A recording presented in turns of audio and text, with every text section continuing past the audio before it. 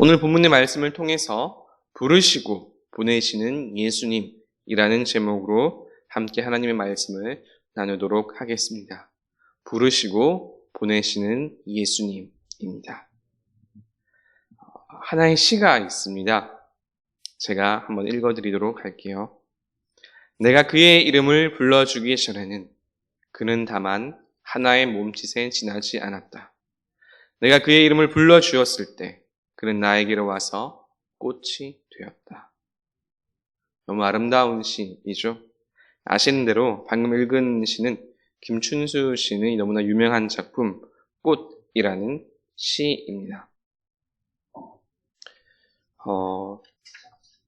이름을 불러주기 전에는 아무런 의미가 없는 그런 몸짓이었지만 이름을 부르는 그 순간부터 관계가 생기고 또 의미와 가치가 생긴다라는 것을 아름다운 시로 표현하였습니다. 오늘 말씀에서 함께 나눌 주제도 이와 비슷합니다. 오늘 말씀은 아시는 대로 예수님의 12명의 제자가 나옵니다.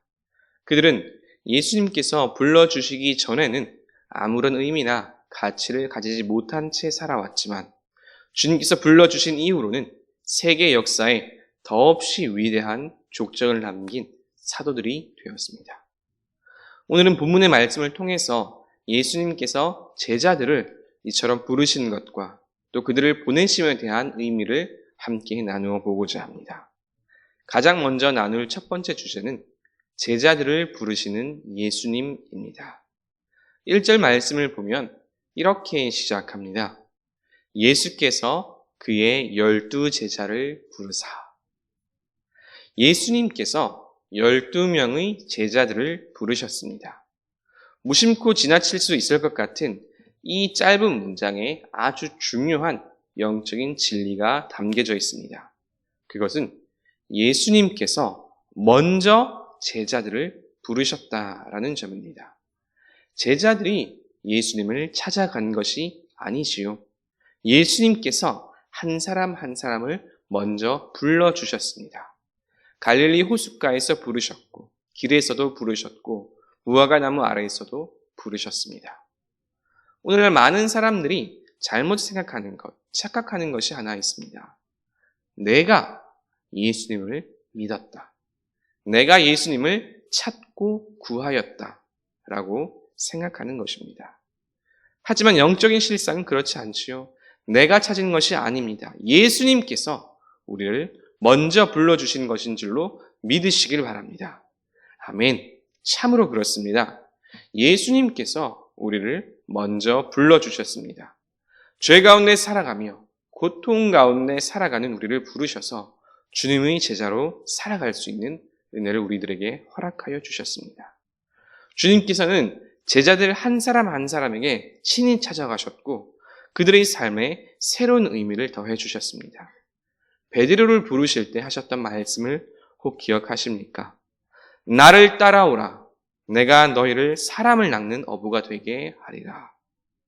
그저 갈릴리 호수에서 물고기 몇 마리를 더 많이 낚는 것, 이것이 유일한 관심사였던 베드로에게 찾아가셔서 예수님께서는 새로운 삶의 의미를 주셨습니다. 어두운 세상에서 사람을 건져내는 사명을 주신 것입니다. 베드로뿐만이 아니지요. 오늘 말씀에 나타난 제자들의 그 면면을 보면 하나같이 다들 평범하였습니다. 아니 어쩌면 평범하다라는 말도 과분할 정도로 작은 자들이었지요. 시몬을 비롯한 안드레, 야고보와 요한은 가난한 어부들이었고 마태는 당시 민족의 배신자 취급을 당하던 그런 세리였습니다. 가나나인 시몬이라고 불리는 이 사람은 셀롯 땅으로서 요즘 말로 하면은 과격한 혁명주의자였지요. 가롯 유다는 예수님을 판자였고 도마는 주님의 부활을 온전히 믿지 못했던 사람이었습니다. 이런 자들을 예수님께서는 부르셨고 또 제자로 삼아주셨습니다. 이전에는 작은 자였고 버림받은 자였고 또 더 이상 희망이 없을 것 같은 그런 사람이었지만 주님께서는 이들에게 친히 찾아가시고 제자로 부르시고 사명을 주셨습니다. 우리는 어떻습니까? 우리의 삶을 다시 한번 되돌아보시기 바랍니다. 주님을 인격적으로 만나기 전에 우리의 삶은 어떠했습니까? 주님을 믿기 전에는 말할 것도 없고 믿노라 말하면서도 주님을 온전히 인격적으로 만나기 전에는 세상 사람들과 다를 바가 없었지요. 그러나 그런 우리에게 주님께서 친히 찾아오셨습니다. 그리고 우리의 이름을 불러주셨습니다. 그때부터 우리의 삶은 완전히 달라지기 시작했습니다. 나의 욕심, 나의 유익을 위해 살아오던 삶에서 주님께서 주신 그 사명을 붙잡고 살아가는 인생이 된 것이지요. 나의 유익을 위해 살아가던 무리와 같은 삶에서 예수님의 말씀을 배우고 따르는 제자의 삶이 된 것입니다. 예수님을 따르는 사람들에는 두 종류의 사람이 있었습니다. 자신의 유익을 위해서 예수님을 따르고자 했던 무리들이 있었고요. 이와는 달리 예수님의 가르침을 배우고 예수님을 닮아가고자 했던 제자들이 있었습니다. 성경은 이 두 그룹의 차이를 확연하게 보여줍니다. 무리는 삶의 어려움이 찾아오고 또 자신들이 기대했던 그 기대가 충족되지 않으면 주저없이 예수님을 버리고 떠났습니다. 심지어 죽이기까지 했지요. 하지만 제자들은 그렇지 않습니다. 시작은 비록 비슷했을지 몰라도 그 끝은 완전히 달랐습니다. 물론 그들도 예수님의 십자가 사건의 두려움으로 떠나기도 했지만 결국 그들은 다시 돌아왔습니다. 그리고 제자들은 예수님의 말씀을 기억하고 그들의 삶을 통해서 주님의 뜻을 이루어가고 복음을 전하는데 그들의 전 생애를 다 바쳤습니다. 예수님께서는 이러한 제자들에게 뿐만 아니라 우리들에게도 찾아오셨지요. 그리고 우리에게도 주님을 닮아가는 그 제자로 부르심을 주셨습니다. 그러면 우리가 해야 할 일은 무엇일까요? 제자들과 같이 주님의 그 부르심에 응답하여 나아오고 더불어 그들과 마찬가지로 남은 인생을 제자의 삶을 살아가야 할 것입니다. 이와 같은 은혜가 저와 여러분에게 있기를 주님의 이름으로 축복합니다. 두 번째로 나눌 주제는 우리를 보내시는 예수님입니다. 우리를 보내시는 예수님입니다. 예수님께서는 제자들을 부르셨을 뿐만 아니라 세상으로 보내셨습니다. 부르심의 가장 큰 목적은 제자들을 세상으로 보내기 위함입니다. 예수님의 12 제자들을 일컬을 때 보통 사도라고 표현을 하지요. 사도라는 이 단어의 헬라어 원어 아포스톨레의 의미는 보냄받은 자라는 그런 의미입니다. 예수님께서 12명의 사도를 부르신 이유가 그들을 부르는 그 이름에 그대로 나타나 있는 것입니다. 보내시기 위해서 부르신 것입니다. 그러면 무엇을 위해서 또 어디로 보내시는 것일까요? 이 역시 예수님께서 베드로를 처음 부르실 때 그때를 떠올린다면 쉽게 알 수 있습니다. 죄악 중에 죽어가던 그 사람들을 구하기 위해서 세상 사람들을 구원하기 위해서 제자들을 부르시고 또 보내신 것입니다. 그리고 이 사명은 사도들을 통해 지금까지 내려온 이 세상 모든 교회의 부르심 그리고 보내심이기도 합니다. 주님의 복음을 전하는 것, 그래서 세상 사람들을 죄로부터 구원하고 그들의 생명을 구하는 것. 이것은 교회의 본질이자 목적이자 가장 중요한 책임입니다. 하지만 그럼에도 불구하고 오늘날 많은 교회들이 이 부르심의 책임을 회피하는 경우가 참 많이 있지요. 교회의 재정의 어려움을 이야기하고 상황의 어려움을 이야기합니다. 상황적인 그 어려움을 이야기하는 것에 대해서는 충분히 공감하지만 그렇다고 해서 그 어려움들이 교회가 선교를 게을리해도 되는 면죄부가 되는 것은 결코 아닙니다. 예수님께서 제자들을 부르시고 또 그들을 세상으로 보내시면서 교회를 세우시고 그 교회가 지금까지 내려져 왔다면 우리의 가장 큰 목적 역시 복음 전파가 되어야 하고 선교가 되어야 하는 줄로 믿으시길 바랍니다. 교회가 이것을 잊어버리고 자기들의 몸집만 불리고 또 주님께서 주신 그 은혜로 자기들만 배불리 먹기 시작한다면 교회는 그때부터 타락하게 되고 주님께서 말씀하신 맛을 잃어버린 소금, 땅에 밟히는 소금이 되고 마는 것입니다. 실제로 이미 오늘날 많은 교회들이 이와 같은 취급을 당하고 있는 것이 현실이지요. 그 가운데 한 가지 자랑을 하려고 합니다. 제 자랑이 아니라 우리 다음 세대 청년들 자랑입니다. 2021년을 들어오면서 우리 청년교회 청년들이 한 가지 결의한 내용이 있습니다. 주님께서 주사랑교회 청년교회를 세워주시고 또 많은 은혜를 부어주셨는데 그 은혜를 우리만 누리는 것이 아니라 밖으로 세상으로 나누자고 결의하였습니다. 그리고 그 사역의 일환으로 지난 화요일에 주민센터에 설을 맞이하여서 한부모 가정에 그 청소년들을 돕기 위해서 설 선물 세트를 준비해서 보냈습니다. 청년들이 힘을 모으고 수고하고 또 몸으로 헌신하였습니다. 청년들과 이야기를 나누면서 자주 했던 이야기 가운데 하나는 우리 주사랑교회는 선교하는 교회이며 지역사회를 살리는 데 힘쓰는 교회라는 것입니다. 우리 교회가 이렇게 지역과 세계 선교에 힘쓰는 교회라는 이 사실에 자긍심과 감사함을 가져야 한다고 자주 나누었습니다. 그렇습니다. 주님께서 사도들을 부르시고 또 보내셔서 교회를 세운 이유는 복음 전파와 선교입니다. 이는 초대교회나 지금이나 다르지 않습니다. 여전히 가장 중요하게 생각해야 할 교회의 존재 목적입니다. 사도들로부터 내려온 이 부르심과 보내심의 사명을 오늘날에도 잘 감당하시는 저와 여러분 그리고 우리 주사랑교회 되기를 주님의 이름으로 축복합니다.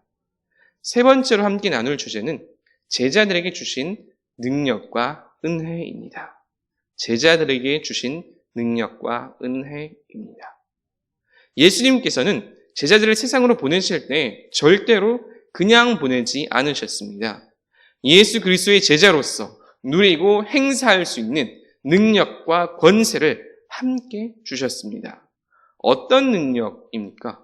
오늘 본문 말씀을 보면 귀신을 쫓아내며 모든 병과 모든 약한 것을 고치고 심지어 죽은 자를 살리는 권능까지 주셨습니다. 또한 복음을 전하러 간 그곳에 평안과 복을 빌어주는 권세도 함께 주셨습니다. 이뿐이던가요? 배낭이나 여벌 옷을 준비하지 말라고 하셨지만 실상은 복음을 전하러 간 그곳에서 대접받을 수 있는 은혜도 주셨지요. 내가 준비하는 것보다 오히려 더욱 풍성하게 누릴 수 있는 은혜와 복을 주신 것입니다.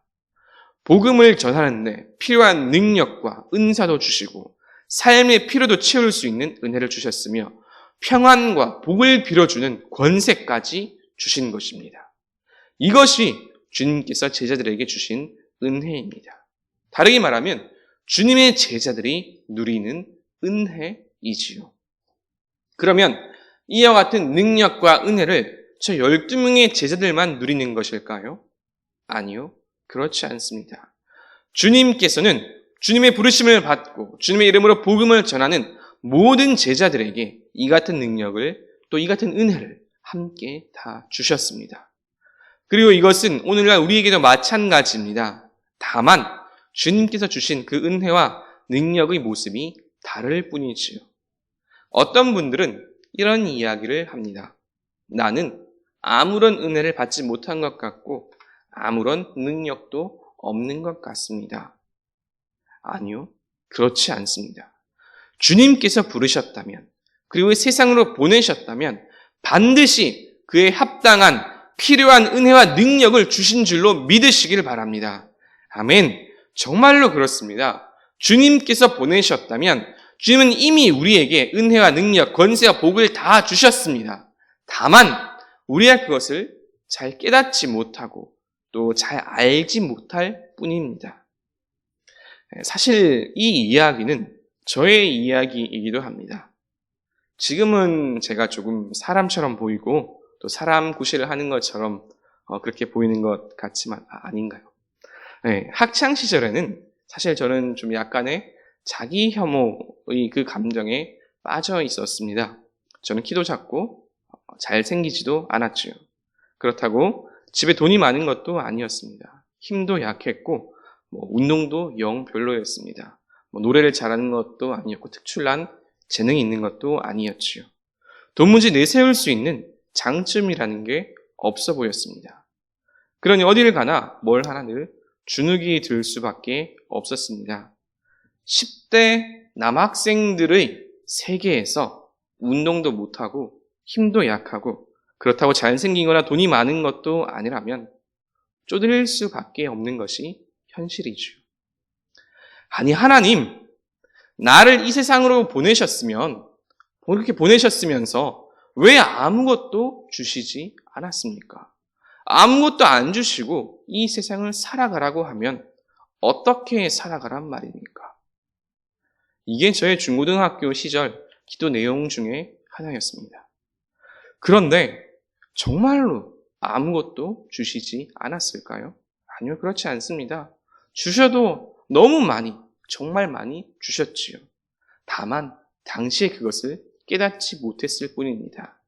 당시에는 깨닫지 못했지만 지금 와서 돌아보면 저를 둘러싼 모든 환경이, 또 제가 가지고 있는 모든 것들이 다 은혜이고 은사이며 축복이었음을 고백합니다. 비록 세상적인 조건들은 별로 없을지라도 좋은 부모님을 주셨고 좋은 가정을 주셨습니다. 사람들의 틈바구니 사이에서 지내다 보니까 사람들의 감정을 읽을 수 있는, 감정을 읽을 줄 아는 그런 은혜를 주셨고 또 그것으로 사람들 사이 관계를 잘하며 중재를 할 줄 아는 지혜도 주셨습니다. 어릴 때 책 읽기를 좋아했는데 덕분에 성경을 많이 읽게 되었고 문학적인 지혜는 덤으로 주셨지요. 노래를 못한다고 했는데 노래를 못하니까 다른 방법으로 하나님을 찬양하는 그런 지혜도 주셨습니다. 원망하며 불평할 때에는 없는 것들, 안 주신 것들만 보였는데 감사하면서 주신 은혜를 세어보니 정말로 허락하신 은혜가 참으로 많이 있었습니다.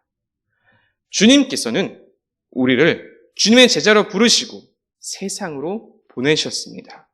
보내실 때 절대로 그냥 보내지 않으셨음을 믿으시길 바랍니다. 필요한 은혜와 능력, 은사를 이미 우리들에게 다 주시면서 보내셨습니다. 우리가 부르심을 확인하고 더욱 기도하며 구한다면 주님께서는 그 주신 은혜를 깨닫는 지혜를 주시고 더불어 그 능력을 잘 사용할 수 있도록 인도하실 것입니다. 그 주신 은혜와 능력, 은사를 가지고 하나님의 복음을 전파하는데 마음껏 사용하시길 주님의 이름으로 축복합니다. 이제 말씀을 정리합니다.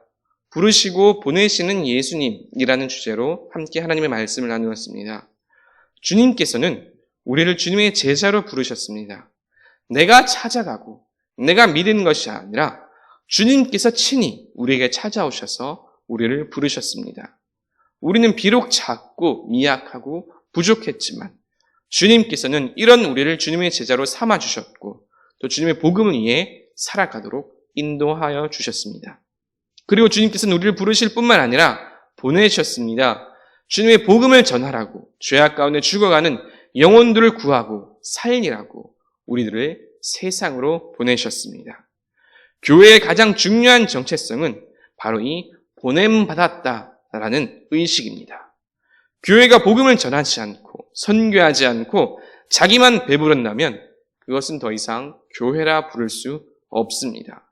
썩어져서 길가에 버려지고 밟히는 소금이 되고 말 뿐입니다. 교회가 교회다우려면 주님께서 우리를 세상으로 보내셨음을 기억하여 복음 전파와 선교에 온 힘을 기울여야 합니다. 그리고 주님께서는 이렇게 우리를 세상으로 보내실 때 절대로 그냥 보내시지 않으십니다. 필요한 능력과 은혜, 권세와 권능을 이미 다 주시면서 보내십니다. 안 주신 것이 아닙니다. 주셨지만 우리가 아직 미처 깨닫지 못할 뿐입니다. 주님의 복음을 전하는 일인데 왜 주님께서 그냥 보내겠습니까? 절대로 그렇지 않습니다. 기도하며 구한다면 우리에게 은혜와 은사를 깨닫는 지혜를 주실 것이고 주신 능력으로 복음을 전하는 일에 최선을 다해서 사용하면 됩니다. 주님께서 우리를 보내시고 또 부르셨다는 그것에 자긍심을 가지고 이 세상을 담대하게 살아가고 또 복음을 전하는 일에 매진하는 저 여러분 되시기를 주님의 이름으로 축복합니다.